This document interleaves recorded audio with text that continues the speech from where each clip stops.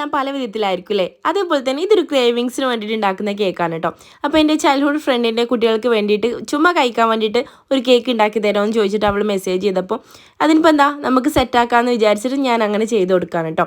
അപ്പോൾ അവർ ഈവനിങ്ങിൽ വരുമെന്ന് പറഞ്ഞപ്പോൾ ഞാൻ പെട്ടെന്ന് വരുന്ന ദിവസം രാവിലെയാണ് കേക്ക് ചെയ്തുകൊണ്ടിരിക്കുന്നത് കേട്ടോ. ബഡ്ജറ്റ് ഇതിൽ കുറഞ്ഞാലും ടേസ്റ്റിലൊരു കോംപ്രമൈസ് ഉണ്ടാവരുതെന്ന് വിചാരിച്ചിട്ട് അത്യാവശ്യം ഐറ്റംസ് എല്ലാം ഫില്ലിംഗ് ആയിട്ട് ഇട്ടിട്ടാട്ടോ നമ്മൾ കേക്ക് ഉണ്ടാക്കിക്കൊണ്ടിരിക്കുന്നത്.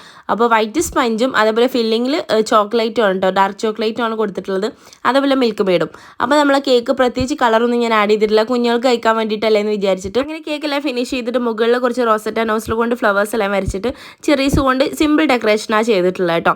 അപ്പോൾ ഇതാണ് നമ്മളെ കേക്കിൻ്റെ ഫൈനൽ ലുക്ക്. അതേപോലെ സെൻറ്ററിൽ കുറച്ച് ഡാർക്ക് ചോക്ലേറ്റും കൂടി ഗ്രേറ്റ് ചെയ്തിട്ടിട്ട് നമ്മൾ കേക്കിൻ്റെ വർക്കടെ ഫിനിഷ് ചെയ്തിട്ടുണ്ട് കേട്ടോ. അപ്പോൾ ക്രേവിങ്സിന് വേണ്ടിയിട്ട് കഴിക്കാനല്ല, അപ്പോൾ ഇതൊക്കെ ധാരാളമാണ്. അപ്പോൾ അവർക്ക് ഭയങ്കര ഇഷ്ടപ്പെട്ടു, നല്ല റിവ്യൂ ആയിരുന്നു, നല്ല ഫീഡ്ബാക്ക് ആയിരുന്നു കേക്കിനെ പറ്റി. ഇത്ര ഉള്ളത് വീഡിയോക്ക് ബൈ.